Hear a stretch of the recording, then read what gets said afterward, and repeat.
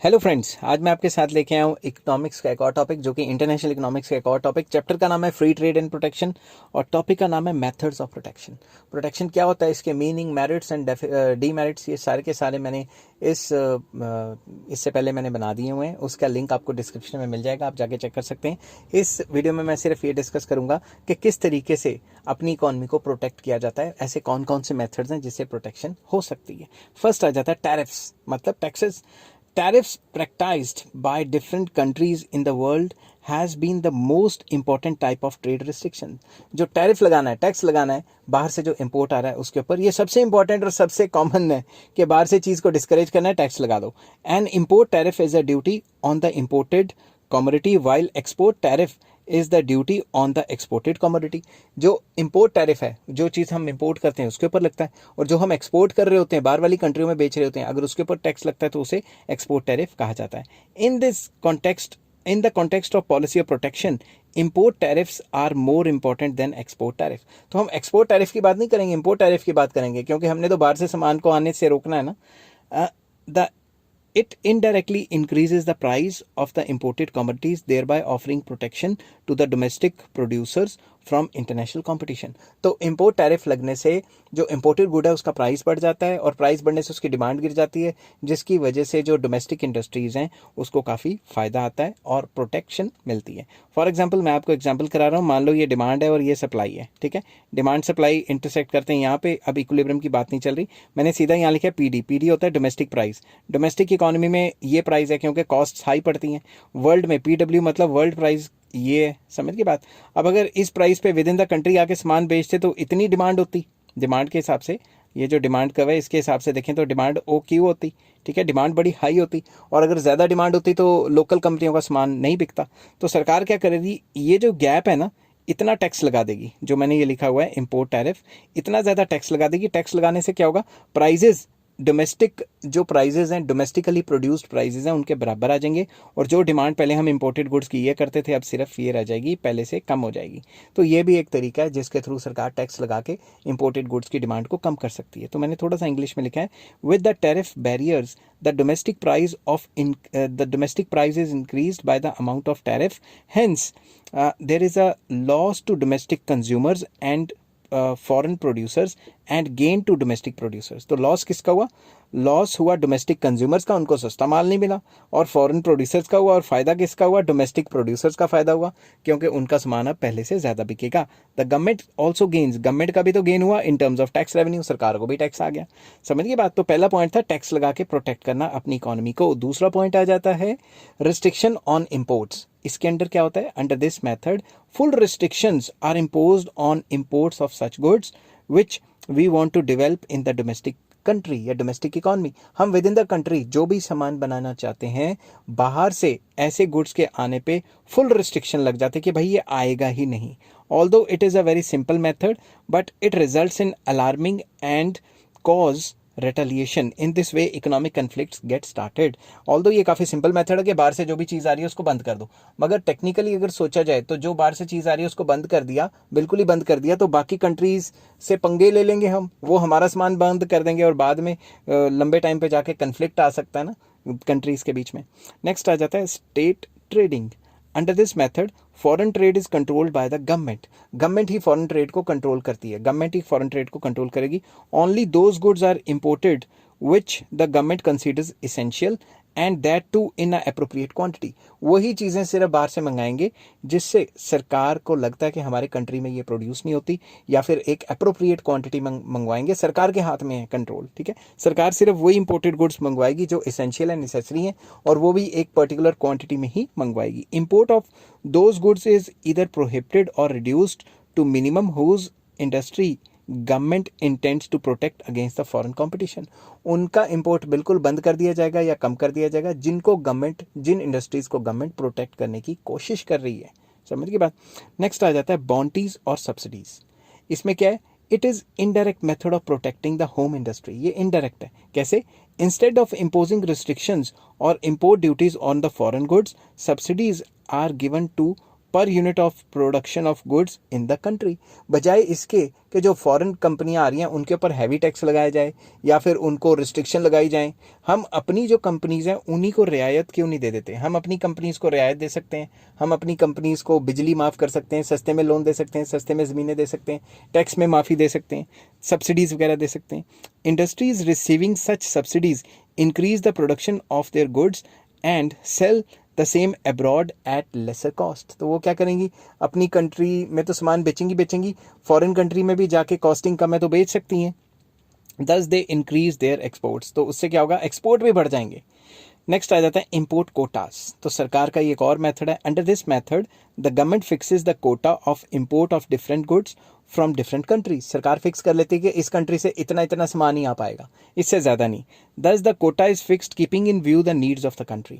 जो कोटा है वो कंट्री के नीड्स के हिसाब से फिक्स किया जाता है। No importer is allowed to import more than the fix quota of goods from a given country. एक जैसे कह दिया अमेरिका से इतने % या फिर इतने किलो या इतने क्विंटल सामान मंगा सकते हो पर्टिकुलर चीज़ का, उससे ज़्यादा नहीं। Quota system is of 2 types. ये जो कोटा सिस्टम है ये फर्दर 2 टाइप्स का होता है।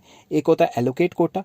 Under this system, the government determines the total volume of goods that can be imported from a given country. एक given country में कितने वॉल्यूम, कितनी क्वांटिटी इंपोर्ट होगी, उस चीज़ को सरकार पहले ही डिटर्मिन कर लेती है, डिक्लेयर कर देती है। मगर दूसरा ग्लोबल कोटा क्या है? Under this system the government determines the maximum amount of each commodity to be imported. इसमें कंट्री की बात नहीं हो रही, इसमें यह बात हो रही है कि पहले फिक्स कर दिया कि जहां मर्जी से सामान आए, इससे इतनी क्वांटिटी से ज़्यादा हमारे कंट्री में सामान नहीं आएगा।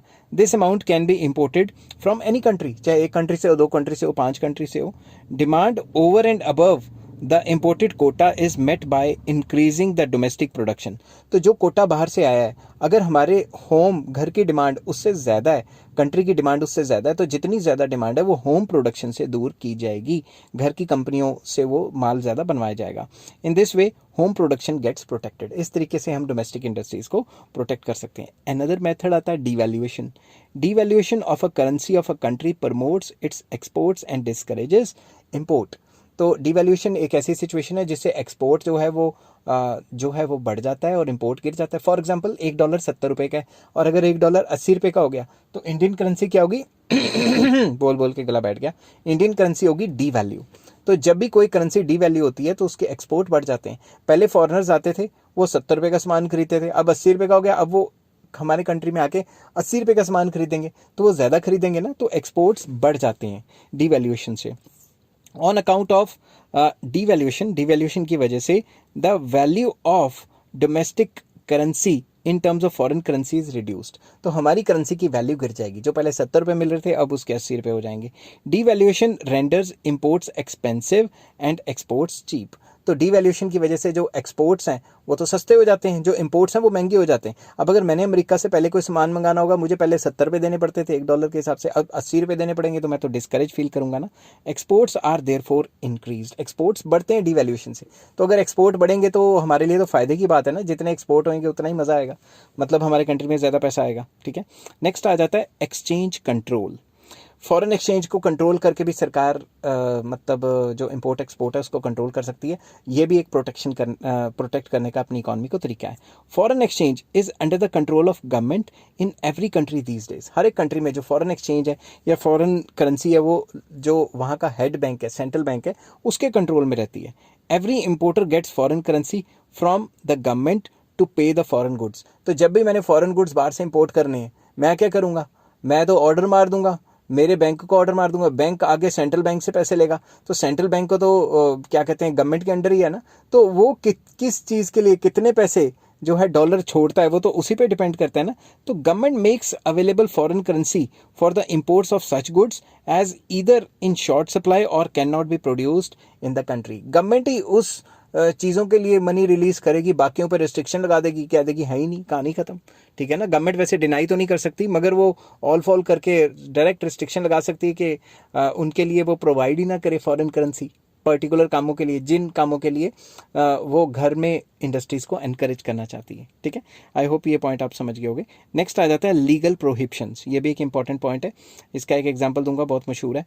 With a view to encourage home industries import of certain goods is legally prohibited. अपने घर में कुछ कंपनी को बचाने के लिए इम्पोर्ट को लीगली प्रोहिबिट कर देते हैं। हम पार्लियामेंट में या स्टेट लेजिस्लेचर में एक्ट पास कर देते हैं कि ये फलां सामान आएगा ही नहीं हमारे कंट्री में, ठीक है। Example, British government through an act of parliament prohibited to import Indian textile, thereby protected its own textile industry. यहाँ से इतना सस्ता कपड़ा बाहर जा रहा था, तो जो इंग्लैंड है उसने क्या किया, उसने अपनी इंडस्ट्री को प्रोटेक्ट करने के लिए एक पार्लियामेंट में एक्ट पास कर दिया जिसके अंडर क्या होगा, जो इंडियन क्लोथ है वो वहाँ नहीं जा पाएगा, क्योंकि इंडियन क्लोथ इतना चीप था कि वहाँ के जो वो हैं क्या कहते हैं लोकल इंडस्ट्रीज़ हैं उनकी जो है प्रोडक्शन को हैम्पर कर रहा था और उनके नेशनल इंटरेस्ट के लिए काफ़ी ख़राब था। तो लीगल लॉ भी पास कर सकते हैं कि हम फलां कंट्री से सामान नहीं लेंगे। नेक्स्ट आ जाता है point, discriminating freight rates. Freight rates क्या होते हैं, ट्रांसपोर्टेशन से रिलेटेड होते हैं। A country that has its own means of transport charges high freight rates on imports and low freight rates on exports in order to discourage import and encourage export। अगर कोई भी ऐसी country जिसका खुद ही बहुत अच्छा ट्रांसपोर्ट सिस्टम है और ट्रांसपोर्ट कम्युनिकेशन उसकी खुद की है, वो क्या करेगी, अगर बाहर से कोई सामान आ रहा है उस पर ट्रांसपोर्टेशन के चार्जेस ज़्यादा लगा देगी ताकि उसकी कॉस्टिंग बढ़ जाए, और अगर हम बाहर एक्सपोर्ट कर रहे हैं उसमें सब्सिडी वगैरह दे देगी, कम प्राइस लगाएगी ताकि ट्रांसपोर्टेशन कॉस्ट उसकी ओवरऑल कॉस्ट को कम करे, ताकि इंपोर्ट्स को डिस्करेज किया जाए और एक्सपोर्ट्स को एनकरेज किया जाए। तो discriminating freight rates, freight charges को डिस्क्रिमिनेट करना भी एक इंपॉर्टेंट पॉलिसी ऑफ प्रोटेक्शन है। नेक्स्ट आ जाता है licensing system. Government introduces licensing system या license system with a view to reduce the import of non-essential and unwarranted या अनवांटेड गुड्स। तो सरकार ने क्या किया कि कुछ ऐसी नॉन एसेंशियल चीज़ें हैं उनके इंपोर्ट्स को डिस्करेज करने के लिए सरकार ने लाइसेंस सिस्टम लाया। To import any commodity securing of import licence from the government is compulsory. अगर आपने बाहर से कोई इम्पोर्ट चीज़ करनी है तो सरकार का लाइसेंस तो चाहिए ही चाहिए, उसके बिना इम्पोर्ट नहीं कर सकते। Import licences are not issued by the government for those goods which it desires to be produced in the home country या होम इंडस्ट्री। अब सरकार जो चाहती है कि ये चीज़ें विद इन द कंट्री बने, उन चीज़ों के इंपोर्ट के लाइसेंस तो दे ही नहीं रही और बाकियों के दे ही जा रही है। तो इससे तो साफ पता लगता है कि सरकार चाहती है कि ये चीज़ें बाहर से इंपोर्ट ही ना हो। नेक्स्ट, बायलेटरल एग्रीमेंट, ये भी एक अच्छा तरीका है। एनी टू कंट्रीज में enter into bilateral agreement for the special mutual facilities in response to import and export. कोई भी दो कंट्रियां आपस में साठगांठ कर सकती है, एग्रीमेंट कर सकती हैं कि भाई तू मुझे ये चीज़ सस्ते में दे दे, मैं तुझे वो चीज़ सस्ते में दे देती हूँ, हमें और किसी के पास जाने की ज़रूरत ही नहीं है। इससे भी अपनी इकॉनमी को प्रोटेक्ट कर सकते हैं। These facilities are not extended to other countries. ये सिर्फ दो कंट्रीज के बीच में बात है, बाकी कंट्रीज को इसका फायदा नहीं देते।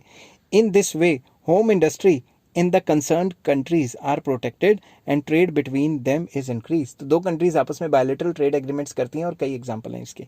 आई होप ये वीडियो आपको पसंद आई होगी। अगर पसंद आई है तो please like, share and subscribe. ये चैप्टर यहीं खत्म होता है और इस चैप्टर के सारे लिंक आपको डिस्क्रिप्शन में मिल जाएंगे। Take care, bye bye.